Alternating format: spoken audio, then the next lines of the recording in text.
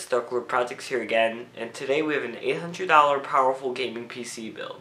Now before we get started, I'd like to mention that I am still a little sick.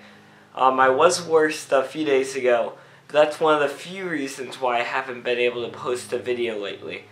One of it being that I was at Washington DC for some time, and then I had some school stuff going on. So a lot of stuff that just added up to make this video late. So I'm very sorry about this late upload, but at least now that I have some time, I can now make some more PC builds and reviews, so expect some more to be a little late, but not as late as this one. Now let's get started with the build. The CPU for this build is the Intel Core i5-4460, which is $177. It's clocked at 3.2 GHz, it's an Intel CPU, and it's a quad-core CPU. Now this is a great CPU for its $177 price tag.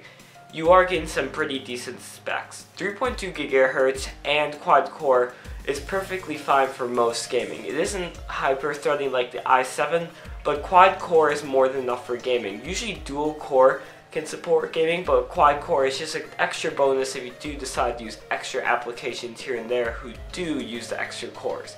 Another nice thing is that it does have a $177 price tag. The one issue with that is that you are losing some features that the other i5s have. This isn't a K-series part, so you can't overclock it. But other than that, it's pretty similar to the other i5s. And with its $177 price tag, it competes pretty well against any other part around its price range. The motherboard for this build is the ASROCK H97 Pro 4, which is $84. It's LGA 1150, it's Intel H97, and it's an ATX board.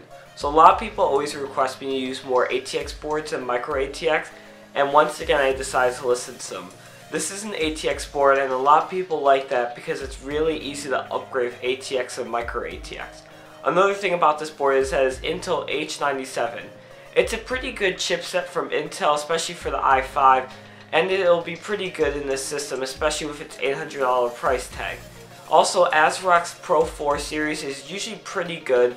It's not like top of the line like other ASROCK boards, but this one is perfect for this build. For its $84 price tag, you'll get anything you'll possibly need. It supports up to 1600 MHz RAM, has 4 RAM slots, and this motherboard actually does have a pretty decent warranty on it, which is also nice. If in the future, if it does break, you can easily get a new one.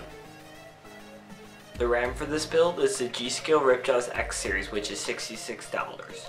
It's DDR3 1600 MHz, it's G.SKILL RAM, and it's one 8GB stick. So the nice thing about this RAM is that it is one 8GB stick. If in the future for some reason you want to upgrade to 16GB, you can easily pay the extra $66 and get another stick. The con of that is that there is a small performance decrease from having 2 sticks to 1 stick. So I would recommend 2 sticks, but for a $66 price tag, there really isn't no complaint compared to paying an extra 20 bucks just to get a second 4GB stick.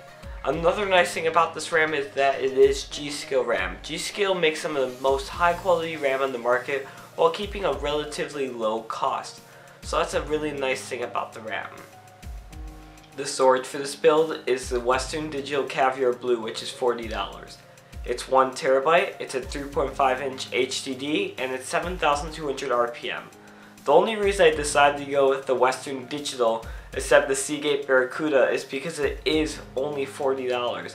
I'm not sure what exactly happened. It didn't say a sale price or anything, but for its $40 price tag, you are getting a pretty awesome HDD. It has all the specs you could possibly need for some storage these days. 1 TB, 3.5 inches, and 7,200 RPM is pretty much standard currently for most hard drives, and this hard drive can easily boot games with a pretty decent speed while having 1 TB of storage. The graphics card for this build is the MSI GTX 970 Twin FROZR V, which is $350. It's clocked at 1.14 GHz, it has 4 GB of GDDR5 RAM, and it's 1440p gaming ready. Now this is a really great graphics card. I think it's the #1 GTX 970 in the market currently, and it's just a great graphics card in general. Like I said, it's 1440p gaming ready, and when I say it's ready for that, you can easily play games at 60 frames per second while handling that resolution. The 4GB of GDDR5 RAM really helps out when it comes to pushing higher resolutions, but the one issue with this card is that it does kind of have a throttle on the RAM. It's at 3.5 gigabytes, which really can't be fixed. That's what NVIDIA announced on their website, but 3.5 gigabytes is still a lot for a video card. Another thing about the GTX 970 is that it's a very high quality card. It came out pretty recent, which is also nice, so you're not getting an outdated card, but it's just a nice card all around. It can support 1080p, 1440p, and some 4K games. It depends what you are playing. But it supports most games with pretty high settings, which is awesome for its only $350 price tag for a very high quality GPU. The case for this build is the CORSAIR Spec 01, which is $48. Has a red and black color scheme, it's an ATX mid-tower case, and it's a well-constructed case. Now my friend Scatterville, I remember him using this case in the build, and I decided to look into it myself. After doing some investigation about the case, I learned that it's a pretty awesome case for its $48 price tag. Now this case isn't the high-end CORSAIR case, but it is their lower-end one, and it does really stand out to the other $50 cases. The first thing that's really nice is that it does look really nice. Its red and black color scheme looks amazing, and just anywhere you put it, it'll look pretty nice. Another nice thing is that the inside of the case, it's a really great building environment. Like I said, it supports an ATX motherboard, which you do have in this build, which is pretty important because a lot of cheaper cases these days don't usually support ATX, only micro ATX. So at least it's nice to know that this case does support an ATX motherboard. Another really nice thing that I like about this is that it is CORSAIR made. CORSAIR usually makes higher end cases, but when it comes to their lower end cases, they still keep up the build quality pretty high, and the case design, like I said, is really great, and it's one of a kind CORSAIR case, which is awesome. The power supply for this build is the CORSAIR CX600, which is $48. It's semi-modular, it's 600 watts, and it's 80 plus bronze certified. Now the CX600 can easily power up the CPU and the graphics card without an issue. The graphics card, the GTX 970, has the Maxwell architecture, so it doesn't use a lot of power at all. So it's nice to know that we could spend a little bit less money and get the CX600 for this build. Another nice thing about this is that it is semi-modular. So there's some cables that a lot of people don't use, and CORSAIR gives you the option to take out those cables so the case does look a little bit nicer, and it is cleaner in the inside.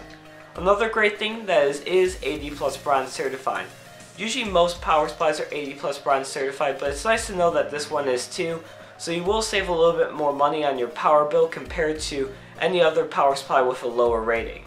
So that's pretty much it, guys. Make sure to check out my Twitter, purepc.net, like, comment, and subscribe, and I will see you later.